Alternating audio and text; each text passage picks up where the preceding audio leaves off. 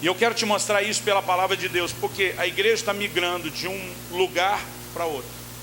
Um lugar que antigamente era mais ou menos assim: camarada pecou, a vida e o ministério dele acabou. Nós já fomos rotulados como igreja de ser o único exército que abandona para trás seus feridos. E nós fazíamos jus a essa declaração. Nos últimos anos começamos a aprender mais sobre misericórdia, sobre restauração, sobre conserto. E já não estamos deixando todo mundo para trás. Ainda tem gente ficando, mas já não estamos deixando todo mundo. Só que nesse novo tempo, onde passou a existir uma mentalidade que dá para recuperar, nós estamos agora com outro tipo de problema. Porque antigamente a gente tinha gente que pensava 2 vezes antes de fazer uma bobagem, porque ele não queria perder tudo. Hoje em dia nós temos gente olhando e dizendo: bom, se eu só vou perder tudo por um pouco de tempo, talvez valha a pena me arriscar. Uma mentalidade infantil, diga-se de passagem. Quando criança, eu e meus irmãos, às vezes a gente sentava junto para confabular. Disse: se a gente aprontar essa, a gente já tinha mais ou menos uma tabela emocional das punições. Um perfil que vai se formando com o tempo. Se a gente aprontar isso, é tanta cintada. A gente tinha quase uma tabela. Aquela é tanta cintada. Isso aqui dá castigo além de cintada. Isso aqui dá no mínimo uma semana de castigo sem brincar na rua. A gente já tinha uma tabela. Aí eu e meus irmãos, a gente sentava e dizia: olha, se nós aprontar essa, vai custar tanto. Vale a pena? Vale. Bora fazer. Porque a gente calculava e a gente achava que valia a pena o que ia suportar depois. Junto com isso tinha uma outra malandragem, que papai e mamãe ensinaram a gente, que quando a gente peca é só pedir perdão que Deus perdoa. Então por que não pecar? Vamos pecar, aproveitar. Depois a gente pede perdão, Deus perdoa e está tudo certo. A gente aproveita o negócio, depois fica bem com Deus. Mentalidade de criança. Mas infelizmente eu tenho visto isso na vida de alguns ministros. Eu me lembro na adolescência, foi quando eu comecei a descobrir que a mentalidade estava ali sem eu perceber. Eu abri meu coração para um líder, falando de uma coisa que eu achava assim que era delito leve, nada muito sério. Falei: olha, de vez em quando eu estou dando bobeira aqui nessa área e tal. E ele falou: e você fica de boa? Eu falei: não quero ficar repetindo, mas aprendi que Deus perdoa. Quando ele percebeu que estava aquela malandragem já me dominando, ele falou: deixa eu te contar uma história. Eu fiquei até com raiva, porque enquanto ele falava a história, a pedagogia, a didática era tão infantil. E eu, como adolescente, tinha 15 anos. Adolescente quer ser tratado como adulto, ele já acha que é adulto. E eu fiquei até com raiva do jeito que ele estava falando comigo. Ele falou: olha, deixa eu te contar uma história. Tinha um menino. Antigamente a gente diria um encapetado. Hoje a gente aprendeu a falar mais bonito, a gente diz hiperativo. Ele falou: tinha um menino hiperativo, desses que a mãe perdeu o controle. E a mãe, vendo que não conseguia mais parar o menino, que desobedecia, aprontava tanto, um dia chegou para o menino e falou: meu filho, eu não sei mal o que fazer para te controlar, mas eu vou tentar minha última tentativa antes da coisa ficar tão séria. O garotinho no quarto, isso é uma ilustração que há 30 anos atrás, né, para nós valia muito, a nova geração não vai nem entender. O garoto tinha no quarto um pôster. O que era um pôster? Era uma foto, que na época a gente não tinha foto digital, revelava a foto. E quem tinha dinheiro e conseguia ampliar a foto, irmão, isso era coisa de gente top, não era para qualquer um. O menino tinha um pôster dele mesmo no quarto. E ele era muito narcisista, ele quase se cultuava. Então a mãe, sabendo tanto que ele valorizava aquilo, chegou para ele e falou: minha última tentativa, cada vez que você me desobedecer, eu vou pegar uma taxinha. Vocês conhecem o que é taxinha? Quadro de aviso? E dependendo do lugar do Brasil, isso muda o nome. Ela disse: vou pegar uma taxinha e vou pregar na sua cara lá do pôster, a cara do pôster. Ele achou que a mãe não ia fazer isso com um negócio tão caro. O dia hora que ele entra no quarto e repara, quase não dá mais para ver a cara de tanta taxinha que tem. Ele levou um susto, um choque, né? Primeiro que esculhambou o pôster dele, segundo porque ele conseguiu mensurar o quanto ele estava aprontando com a mãe. E deu um momento de arrependimento do menino. Ele foi atrás da mãe, pediu perdão, chorou, se abraçaram. Ele falou: mãe, me perdoa, foi mal. E a mãe, emocionada com o arrependimento do filho, falou: filho, eu não só perdoo, quer saber, nós vamos começar tudo de novo. E ela arrancou todas as taxinhas. Mas aquele pastor olhou bem no meu olho, e sem precisar dizer que era a moral da história. Qual era a moral da história? Ele falou para mim, mas o quadro, o pôster ficou cheio de furinhos. E na hora, alguma coisa abriu dentro da minha cabeça e eu entendi. Todo pecado, ainda que perdoado, vai deixar consequências.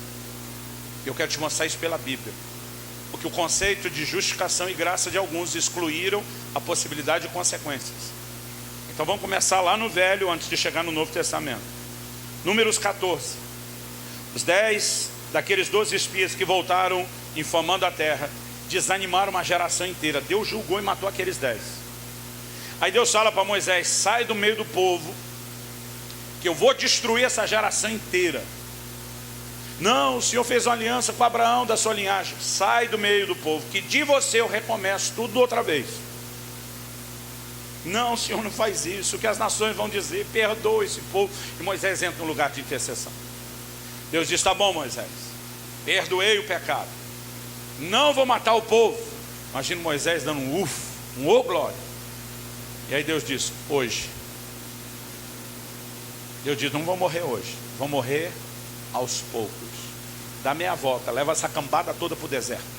Nos próximos 40 anos, eu vou ir derrubando um por um, até que não sobre nenhum desses que me infamaram. Mas Deus, o Senhor não perdoou o pecado? Perdoei, por isso eles não vão morrer hoje. Mas não vão entrar na terra. E vão morrer no deserto. Só a próxima geração é que vai entrar. O pecado foi perdoado ou não foi? Foi. Teve consequência? Teve. Vamos avançar. Davi cometeu o pecado não só de adultério com Batseba, mas a coisa se agravou e se transformou no homicídio de Urias. Davi foi perdoado do seu pecado? Salmo 51 todo fala só desse perdão que ele recebeu. Natan chega e diz para ele, você não vai morrer. Por que é que Natan está dizendo não vai morrer? Pela lei de Moisés, ele tinha que morrer pelo adultério e o homicídio. Pela sentença da boca do próprio rei. Porque Natan usa o que eu acredito ser uma psicologia boa para que nós, os líderes, usemos no aconselhamento. É você falar do problema do cara contando a história de outro. Por que é uma boa psicologia? Porque Jesus diz que a gente enxerga o cisco no olho do irmão, mas não vê a trave no nosso. Então quando você chega e tenta falar para o cara que está errado, ele diz, não estou, ele não enxerga. Aí Natan conta a história do outro. Davi fica indignado. Esse miserável tem que morrer. Mata o miserável. Está sentenciado à morte. Aí a hora que ele finalizou, Natan disse, pois é, homem é você, meu irmão. E de repente Davi tem um choque, porque ele enxergou. Ele sabe que ele vai morrer. Mas Natan diz, Deus mandou te trazer uma mensagem. Você não vai morrer. Seu pecado foi perdoado. Irmão, isso é uma janela de graça, abrindo a velha aliança. Mas antes que desse tempo de Davi disparar aquele, ô glória, Natan diz, mas a espada dos amonitas que você usou contra Urias jamais vai se apartar da sua casa de hoje em diante. Pensa numa família, irmão, com o perdão da palavra, que virou um inferno, foi a família de Davi. Mas Natan continua. Esse era o número 1 da espada. Número 2, o que você fez com a mulher do cara escondido, vão fazer com as suas à luz do dia diante de todos. Na minha conta levou no mínimo 11 anos. Mas um dia Absalão monta uma tenda diante do palácio, na revolta, para mostrar ao povo que ele estava contra o pai e não tinha mais volta. Manda trazer todas as concubinas de Davi diante da tenda, na frente, do lado de fora do palácio, diante de toda a multidão de Israel. E aquela palavra se cumpre. Mas não parou aí. Veio ainda uma terceira. Natan disse para Davi, mas a criança gerada dessa relação vai morrer. Irmão, pensa um negócio que doeu no Davi. Ele diz, aí não, Deus. Ele prostra no chão, ele fica 7 dias com a cara no chão, sem comer, nem beber, se humilhando diante de Deus. Poupa a criança. E Deus está lá no céu olhando e dizer, vai morrer. E a criança morreu, irmão. Pensa num cara que entendia de adoração, de deixar Deus feliz e contente, diria alguns. Pensa num cara que entendia de oração, mas Deus diz, vai morrer. O juízo já foi estabelecido. Mas espera aí, o pecado não foi perdoado? Foi. A condenação foi removida, as consequências não. Quem consegue entender isso? Irmão, uma pessoa que se converteu e cometeu um homicídio, ela pode ser completamente lavada e perdoada do que cometeu? Sim. Mas se ela estiver respondendo a um processo, ela vai deixar de ser presa? Porque Deus tira a culpa, não a consequência. Mas nós estamos tentando criar uma teologia onde a gente se blinde de qualquer consequência. Isso não existe. Ah, pastor, e o Novo Testamento? Vamos lá, Atos capítulo 9. Quando Saulo se converte, qual foi a primeira palavra profética que ele recebeu? Jesus aparece em pessoa para Ananias, diz: Ananias, vai mandar o recado para o menino que converteu lá. Diga para ele o seguinte: eu vou levá-lo diante de reis, dos gentios. Mas fala assim para ele, bem específico. E aí o Ananias chega lá e diz: irmão Saulo, o Senhor que te apareceu no caminho me mandou para dizer, primeiro para impor as mãos sobre você, para que você volte a ver, seja cheio do Espírito Santo. Imagina Paulo, aleluia. Ele também mandou dizer que tem um propósito extraordinário. Você não vai pregar só para os judeus, para os gentios. Significava o quê? Um ministério internacional. Vai falar diante de reis, promoção. Aí quando chega a última parte da profecia, imagina o Ananias falando assim, bem baixinho. Ele também mandou dizer, eu te mostraria quanto bota para dizer para o irmão. O quê? Não, ele disse aí que você vai descobrir o quanto importa para descer pelo nome dele. O que, Ananias? Ele vai te mostrar o quanto importa padecer pelo nome dele. Primeira palavra profética. Para quem que Deus está falando isso? O cara que mais perseguiu a igreja. Ele diz: bonitão, tu perseguiu a igreja, não foi? Está perdoado. O cara que mais entendeu da justificação e da graça está perdoado, mas vai colher o que plantou. Estou te dando hoje o dom do para-raio. Onde você for, tudo vai despencar na sua cabeça. E você vai ver o que é bom. Maldade de Deus? Não. Vingança de Deus? Não. Perdão pela metade? Não. Lei de semeadura e ceifa, plantio e colheita, irmãos. Mas nós estamos tentando inventar uma teologia onde não existe nenhum tipo de consequência. Agora, nem toda consequência significa ser removido do ministério de pecado. Às vezes o que vai acontecer é que a nossa herança será diminuída, mas não vai ser removida de nós. Isso aqui é um exemplo. No livro de Números, Deus dá uma ordem muito clara a Moisés. Lá em Números 20, 12 e 13, a Bíblia mostra porque Moisés não obedeceu a ordem de Deus de falar a rocha e acabou ferindo. O Senhor chama Moisés e Arão, diz: os dois bonitão, sai do meio do povo, vem para cá, vamos ter uma conversa. Aí Deus diz: vocês dois, porque não me honraram, não me obedeceram, não me santificaram, vocês não vão entrar na terra prometida. Esse era o juízo por resto de uma geração. Esse juízo não tinha sido liberado sobre os dois líderes, porque eles não tinham sido infiéis. Provavelmente os dois, com Josué e Caleb, poderiam ter entrado. Agora Deus diz: dos 4, 2 entram, vocês 2 não entram. Eles andam um pouquinho só, saindo de Cades Barneia, e chegam ao Monte Or. Deus fala para Moisés: pega Arão e Eleazar, o filho dele, sobe vocês 3, mas só vão descer 2. Lá em cima você tira as vestes sacerdotais de Arão, transfere para Eleazar, empodera e estabelece ele como sumo sacerdote, porque Arão vai ficar na minha presença, não vai descer com vocês não. O que Deus está dizendo? Vou recolher Arão, porque a terra prometida estava ali, irmão, eles estavam no limiar, e disse: vocês não vão entrar. Desce só os 2, Arão morreu. Aí a gente pula o capítulo 21 das serpentes abrasadoras, 22, 23, 24, 25, que fala a respeito de Balaão. Pula o 26, depois você lê na Bíblia o que fala, porque eu não lembro. Aí chega no capítulo 27. São vários capítulos, mas não foi muito tempo. Eu digo para Moisés: agora é a sua vez, bonitão. Nas terras que hoje pertencem à Jordânia, Deus manda que Moisés suba na cordilheira do Nebo, especificamente ao Monte Abarim. E de lá dá para ver toda a terra prometida. É um lugar muito alto. Eu já estive lá umas 3 vezes. Deus disse: olha o que é a terra. Diferente do seu irmão, vou deixar você olhar, mas você não vai entrar. Irmão, eu não sei sinceramente dizer se o que Deus deu para Moisés foi um privilégio, ou se ele só piorou o castigo. Na real, eu não sei definir isso, porque para mim, esse negócio de Deus dizer olha para mim é só: olha o que é que você perdeu, cabeção. olha o que é que você jogou fora. Olhou? Não vai entrar. Irmão, uma vez eu botei meu filho de castigo sem ver videogame. Eu não me lembro exatamente o que fez. Falei, não vai jogar videogame. Mas um dia, para piorar o castigo, falei, filho, o que você está fazendo? Está estudando? Não, já terminei. Então falei, vem cá. Por quê? Eu falei, vem cá. Aí botei ele no sofá, liguei o videogame. Ele falou, vou poder jogar? Falei, não, assista o que você perdeu. Eu fico me perguntando se Deus não fez o mesmo com Moisés. Não tenho certeza. Fico na minha cabeça, fico especulando. Agora, Moisés e Arão foram tirados do ministério? Não. Mas a herança diminuiu. E com isso em mente, vamos para a cena final do filme, que está lá no livro de Ezequiel. Dessa vez no capítulo 44.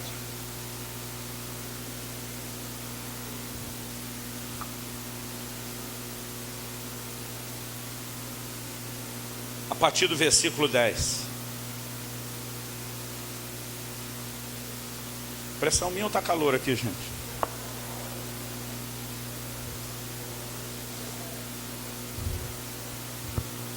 Versículo 10. Os levitas, porém, que se apartaram para longe de mim, quando Israel andava errado, que andavam transviados, desviados de mim, para irem atrás dos seus ídolos, bem levarão sobre si a sua iniquidade.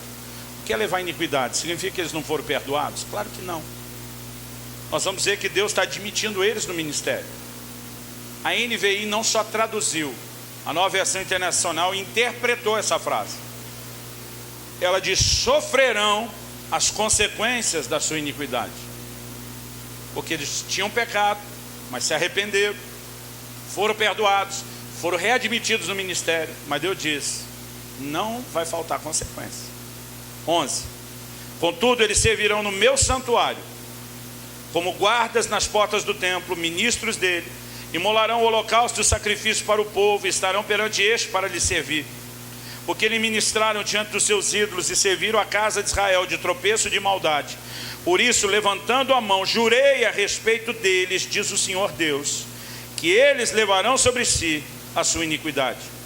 Não se chegarão a mim para me servirem no sacerdócio, nem se chegarão a nenhuma de todas as minhas coisas sagradas que são santíssimas, mas levarão sobre si a sua vergonha e as abominações que cometeram. Contudo, eu os encarregarei da guarda do templo e de todo o serviço e de tudo que se fizer nele. Todas as atividades que Deus está dando para eles é a de meros levitas, não de sacerdotes. Deus diz, eles não vão se chegar a mim para me servir no sacerdócio. Deus está falando de sacerdotes que foram rebaixados à função de levitas. Da tribo inteira de Levi, nós tínhamos as famílias sacerdotais. Os que eram levitas, mas não eram das famílias sacerdotais, não oficiavam como sacerdotes. Eles eram auxiliares dos sacerdotes. Então Deus está dizendo, vão servir de guarda, vão ajudar com o sacrifício, vão ministrar perante o povo, mas não entra diante de mim. Aquela parada tenda dentro, que é só para o sacerdote. Esses sacerdotes rebaixados não vão experimentar. Mas pastor, será que os caras não eram só levitas? Se fosse só levita, Deus não precisava dizer que não ia servir no sacerdócio, porque nenhum levita serviria. Então, o que nós percebemos que Deus está tratando aqui, vocês vão sofrer as consequências da iniquidade. Qual? Foram excluídos do ministério? Não. Mas a herança no ministério foi diminuída. A herança no ministério foi baixada. Agora, olha só os versículos 15 e 16. Mas os sacerdotes levitas, os filhos de Zadok. Quem? Os filhos de Zadok. Diga comigo, os filhos de Zadok. Olha aqui, que cumpriram as prescrições do meu santuário quando os filhos de Israel se extraviaram de mim. Eles se chegarão a mim para me servirem. Estarão diante de mim para me oferecerem a gordura e o sangue, diz o Senhor Deus. Eles, só eles, entrarão no meu santuário, se chegarão à minha mesa para me servirem e cumprirão as minhas prescrições. Deus diz, os únicos que terão privilégio de ministrar perante mim, os outros vão ministrar perante o povo, mas perante mim, só aqueles que me honraram. Irmãos, há uma herança para os santificados. E há muita gente diminuindo a sua herança por não levar a sério a santificação. Esse ano vai completar 10 anos que nós começamos um evento lá em Curitiba, chamado Casa de Zadok. O termo casa foi para tentar falar da mesma coisa, dos filhos, ou da linhagem, ou da descendência de Zadok. E a partir desse evento, o primeiro evento ele não tinha nome, mas no primeiro evento eu preguei essa mensagem que eu estou compartilhando com vocês. E aquilo impactou tanto a nossa liderança, da minha igreja, das nossas igrejas, os pastores caminham juntos, que todo mundo foi unânime em dizer: pastor, isso não pode parar em um evento. E nós começamos a repeti-lo anualmente. A partir do segundo ano, nós demos o nome de Casa de Zadok. E durante 8 anos, eu fiz isso uma única vez por ano, num único local. A única exceção foi que uma vez fizemos em Campinas, São Paulo, que foi a cidade onde eu me criei. Um dia um pastor amigo jogou na minha cara. Ele falou: você se criou nessa cidade, Deus te pegou nessa cidade, você foi embora daqui e nunca fez nada por ela. Eu te desafio a trazer o Casa Zadok para cá pelo menos uma vez. Aquilo mexeu com meus brilhos, eu levei uma vez, mas só fazia em Curitiba. Por quê? A estrutura de serviço, a logística da igreja está tudo lá. Mas no ano passado, o Senhor falou comigo, eu tenho levado essa mensagem, pregando nos conselhos de pastores, em tudo quanto é evento que eu posso falar para líderes, eu falo sobre isso. Mas o Senhor me disse: eu não quero que você leve só a mensagem, eu quero que você espalhe o evento. O Brasil é um país de proporções continentais. Em 1 mês e meio com a minha família, eu preguei em 17 países da Europa. Outro dia alguém falou: meu Deus, é muito país. Eu falei: imagina que foram 17 estados do Brasil, que lá é tudo pertinho. Nós somos um país de proporções continentais. É difícil todo mundo participar de tudo, né? Principalmente quem está no norte participar no sul, quem está no sul participar no norte. E o Senhor no ano passado falou para mim: eu quero que você comece a fazer um evento por região. Então nós fizemos um evento na região norte, que foi em Belém, no Pará. Fizemos um evento na região sudeste, que foi em Vila Velha, no Espírito Santo. Fizemos um outro evento na região nordeste, foi em João Pessoa, na Paraíba. Fizemos um Casa Zadok em Curitiba, região sul. Fizemos um no centro-oeste, que foi em Campo Grande, Mato Grosso. Esse ano nós vamos repetir os eventos nas 5 regiões, mas em estados diferentes. Curitiba ainda permanece, a gente não conseguiu ainda a mesma estrutura para movê-lo nas outras capitais, mas a gente começou a trabalhar essa transição. Então, Nordeste esse ano vai ser em Fortaleza, Centro-Oeste provavelmente vai ser em Brasília, na região Sudeste nós vamos fazer em Belo Horizonte. Como são os 10 anos e a gente vai fazer uma festa toda especial, nós vamos fazer o evento principal, além do de Curitiba, vai ser esse em Belo Horizonte. Nós vamos fazer na Lagoinha, ele vai ser televisionado. Mas na região norte, eu estava doido para fazer em Manaus, e tem alguma coisa me incomodando para fazer em Rondônia.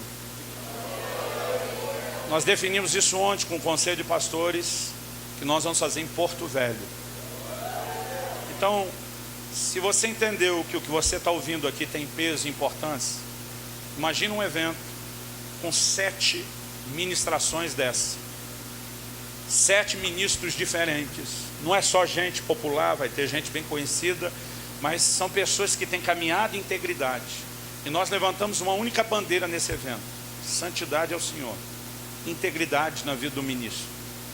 Se você tiver interesse em participar, anota aí, porque vai ser a edição mais perto de vocês que já teve.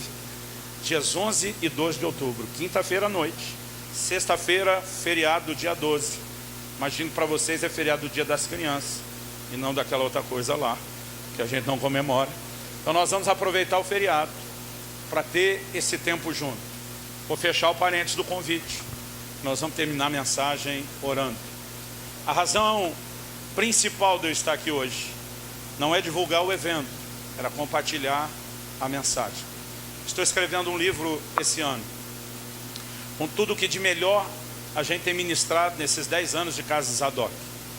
Mas em vez de fazer só essa parte da santidade do ministério, eu decidi começar o livro estabelecendo assim, com a maior clareza possível, todos os detalhes da doutrina da santificação. E nós vamos, nesse evento, para todos os inscritos, nós vamos dar, não vamos vender, nós vamos dar 2 livros. esse livro sobre santidade, que vai ficar mais ou menos do tamanho daquele do da família, umas 300 páginas. E tem um outro livro que eu li no final do ano passado, quando ele foi lançado. Eu li na primeira semana que ele foi lançado aqui no Brasil, que foi um dos livros que mais me abençoou. É um dos meus autores prediletos, que é o John Bevere. Às vezes nós chamamos ele de Bevere, né? O John Bevere, ele escreveu esse livro que para mim virou um dos favoritos dele, chamado Kryptonita. Ele pega uma ilustração que, embora seja ficção, a geração toda conhece. Os mais velhos da época da história em quadrinhos, os mais novos da geração cinema, que é a história do super-homem. Ele fala, o super-homem não é desse mundo. É uma ficção, mas é uma boa ilustração. O super-homem não é desse mundo, nós também não somos. Ele tem superpoderes, nós também temos. Ele luta contra o mal para estabelecer o bem, essa é a nossa missão. Ele se fortalece do sol, nós do sol da justiça. E o paralelo vai longe, irmão. Mas ele diz o seguinte, mas tem algo que rouba a força do super-homem e compromete sua missão. Se chama Kryptonita. E ele diz, nesse livro eu vou falar da nossa versão da Kryptonita, que se chama pecado. Irmão, uma das mensagens mais claras sobre os danos e os efeitos do pecado, uma visão clara sobre santidade e santificação, e como ele fala de coisas que se complementam. Eu tomei uma decisão que eu não ia entregar nem só um livro, nem só outro, né? Nós vamos entregar esses dois livros. Só o livro do Kryptonita, que é uma publicação internacional, tem direitos autorais, tradução. Ele normalmente chega nas livrarias a R$45. Eu estou numa briga, não é numa briga, briga soa feio, numa boa negociação com a editora, porque só para os nossos eventos do Casadoc estou encomendando 10 mil livros desses. Eu falei, eu quero que vocês me deem o maior desconto da história de vocês, porque eu vou dar o livro, eu não vou vender, né? Então a gente vai ter 7 ministrações bem combinadas e 2 materiais para a liderança estudar, que eu acredito que podem ser revolucionários na sua vida. Eu quero te encorajar, né? Eu sei que daqui lá ainda tem umas 4 horas de estrada, que eu vim de lá ontem. Mas para aqueles de vocês que são líderes, eu acho que é um investimento que vale a pena. Então, daqui a um tempo, o pastor Auriel vai conversar no conselho de pastores, com os líderes, amigos e conhecidos, falando de qual será exatamente a ação de divulgação que nós teremos. Nós temos um site que em breve deve entrar no ar, todo ano ele entra, com as 5 edições, e a inscrição pode ser feita online.